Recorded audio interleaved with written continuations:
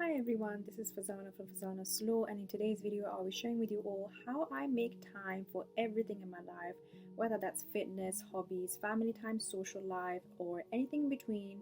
So if you're interested to find out how to make time for everything, then please keep watching this video.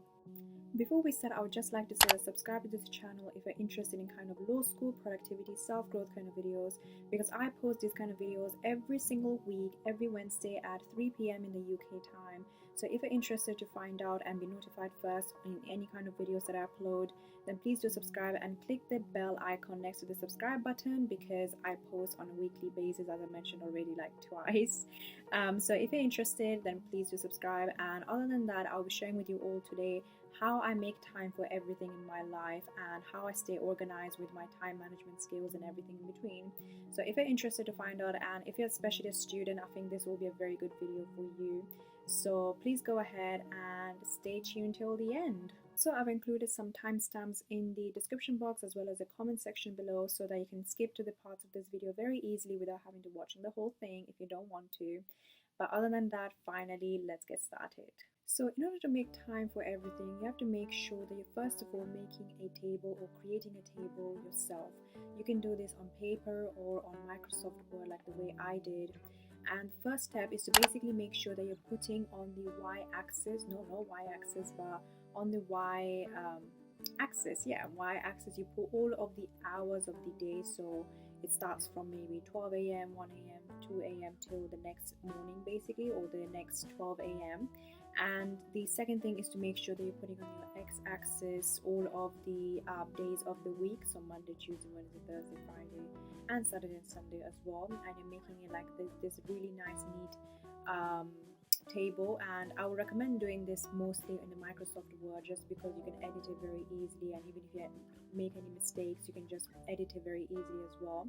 So yeah, that will be the first step for you to really make sure that you're making this table and it's nice and neat, and it has all of the hours of the day as well as all the days of the week. Next thing for all of us to do is to make sure that we are adding all of our lectures, tutorials, any kind of obligatory things that you have to do during the week, and put them down right now in that table. So for example, if you have lectures, put them down, and if they're all in the fix in the same time every week, then put them down. If it's tutorials as well, then put them down as well. And also put anything that is non-academic but you know is going to happen in the same time every week. For example, if you have a part-time job, then definitely go ahead and put that right now, because in that way you will know exactly when you have to do that part-time job and what you can actually do during those days. So for example, I have a part-time job on Saturdays and Sundays, so I try to make sure that from the times that I actually go in the shift, in those times I'm putting them down, and that's the same for every week. So I would recommend for you to now, again,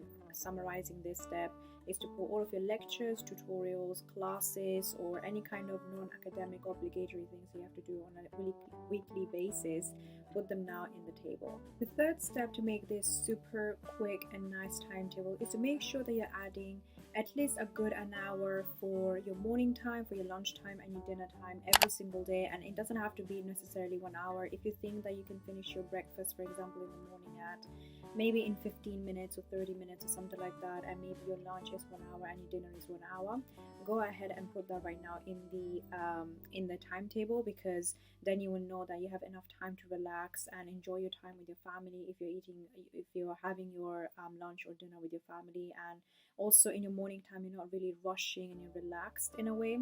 So in order to make sure that you're making time for those, you have to put those things down right now in the timetable. And yeah, that will be the third step, and it's very self-explanatory. Fourth step is, I think, the most important one out of all of these steps that I'm going to be sharing with you all today, and that is to add your fitness hours or exercise time or any other kind of activity that you do that makes your body move. So for example, Zumba, yoga, basketball, dancing, whatever that might be, you have to add at least 3 of these hours in your week. So it could be any day, anytime, whenever you like it, whenever you think that you have the time to exercise. I would highly recommend go ahead and put that right now in the timetable, because in that way you're actually taking care of your body, your health, and you're not going to be in a sedentary lifestyle. Because I know that most of us are students, or at least have a 9-to-5 job, so it makes sense for us to really have the time to really move ourselves during the week, especially if we're sitting down most of the time in the hours in your day. So go ahead and now put some fitness hours, and it doesn't have to be every single day. As I mentioned before, it can be 2, 3, 4, 5 times a day. Sorry, not day, but week.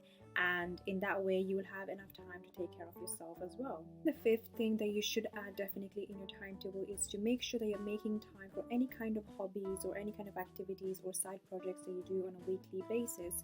For example, now I'm a full-time OPC with LLM student at the City University. I have to make sure that I'm also making time for other things that I like to do in my free time. For example, painting, drawing, coloring, dancing, or any other activities or hobbies that I might be interested at the moment. So I would definitely recommend for you to make time at least for 2 to 3 hobbies every single week. For at least for one of them, make 1 hour, or another 1 hour, and the other one also 1 hour. So you're having at least three hours a week just for yourself to really indulge yourself into your childhood fantasies, for example. So for example, I used to love drawing when I was a child, and I basically love coloring and making houses and making stick people and trees and clouds and all this kind of things. So I really do have time for that every single morning. I indulge that into my morning routine so that I feel really relaxed and all my energy is really high at that moment. So I highly recommend for you to add at least 2 to 3 hobbies in your timetable. Number 6 on this list is to make sure that you're making time for your family, friends, and yourself as well as a relaxing spa day. For me, that's usually on Sundays when I finish my part-time job. For example, I try to make sure that I am not doing any of my academic work whatsoever after I come back from my part-time job, because I want to make sure that I'm making time for my family, for my friends. I catch up on them maybe on my phone or on social media. Alternatively, I try to make sure that I make time for myself and do things that I love doing. For example, doing YouTube, I love doing that. So maybe you will see me doing or editing a video maybe on Sundays after I've come back from my job. But if you don't have a part-time job yourself, then definitely make sure that you're making your Sundays as your no work or no 0-hour work day or whatever. In that way, you're actually going to be having enough time to recharge yourself, and you're going to be having time for your friends, family, who are really important to you in your life. And so far in this timetable, you have focused on yourself. So I would definitely think that number 6 is just making time for others as well, and not forgetting about others whilst you're still focused on yourself. And it is all about that balance, having the balance of you and them, and you're going to have a happy life, hopefully. Number 7 on this list is to make sure that you're now putting out all of those hours that are blank, or maybe you can see that some places in your timetable, I'm sure, are still blank or they need to be filled out. And this is when you should be adding maybe your independent study hours. So this is when you're actually preparing for your next week's lectures or next week's tutorials or workshops, or preparing in general for any kind of work that you have to do. For example, maybe doing a past paper or doing some kind of revision for an exam or a mock exam coming up. So in that way, you are now making time for actually those independent quality study time that cannot be missed, or you have to do them because you have so many other things going on into your life, so that you cannot really migrate them to the next day, or you cannot migrate them to any other time that you wish. So because you have so much tight schedule right now. So this is basically the mental trick, is to make sure that you're making time for as many things as possible at the same time, but also not leaving out your independent quality study time, because then you will know exactly when to study and when not to study, and it will be like a natural flow into your routine, and you will never feel stressed because you're making time for everything. So this step is very important. Go ahead and now add all of those independent study hours, because there are some places in your timetable that are blank, and that should be your study time only. And the last step that I have to share with you all is to stick to this timetable as much as possible, because I know how it feels when you're making a new timetable and it's all clean and nice, and you're getting very excited that I'm going to do this at this time, I'm going to do that in that day. It's very exciting, but the challenging part comes when you actually have to follow it through every single day and try to stick it to it as much as possible, because you can make as many timetables as you want, but if you're not going to be following it, there's no really point, and you're just wasting your time. So I would highly recommend for you to actually plan to stick to this plan as much as possible, because then that's when you're going to see all the success, and you're going to feel happy because you're taking care of so many parts of your life very easily in one schedule, and you won't need to really stress out about it, because again, you're making basically time for everything. So in that way, you're going to be making time for your hobbies, your fitness, your family, your friends, yourself, your study time, your lectures, your tutorials, your teachers, everyone in one single piece of A4 sheet of paper, which is very magical in a way and very miraculous. So I would highly recommend for you to actually stick to this plan as much as possible and see if it fits you for at least 21 days, I would say, and then you can see if you need to make any changes or not. This brings me to the end of this video. I hope you really enjoyed it and found this very helpful or valuable in any way or form. And if you did, then please comment down below on what is the one thing that you do personally to make sure that you're making time for everything, or how do you schedule your timetable in generally speaking.